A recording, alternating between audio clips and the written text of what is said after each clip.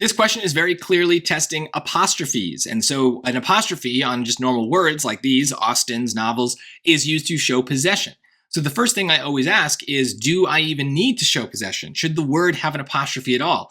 I don't really care about where it goes. So I'm not really interested if B or D is more right. I'm just interested, do I need the apostrophe like I have in B and D, or does novels need to be left alone? And because it's kind of followed by a comma, there's nothing really for us to possess after the novels, right? So let's look at the sentence, but we can kind of see it already. In fact, scholars believe that a passage from the last chapter of Cecilia, a 1782 novel by Burney, likely inspired the title of one of Austen's most famous novels, Pride and Prejudice. Well, it's not like the novel owns Pride and Prejudice. That is the novel. So there's no reason for an apostrophe here. So notice the thing that you might be worried about with B and D doesn't even end up mattering. And so that's why we don't worry about where the apostrophe goes. We first worry about whether we need it at all. Then we can worry about where it goes.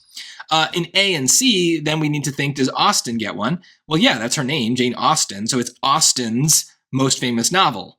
So there you go. It belongs to her. It's Austen's novel. So yes, she gets an apostrophe. So A is the answer. That's how most of these go. We're going to have a word that doesn't get one that does, and so you just got to figure it out. Occasionally, if we do need to think about singulars and plurals, that's the difference between B and D here. This would be plural. We have multiple novels. This would be singular. We have one novel. So the S comes before the apostrophe if there was already an S on the word. And then if we don't have an S, we need to kind of add one when we add the apostrophe, so it goes after it like it does in choice D.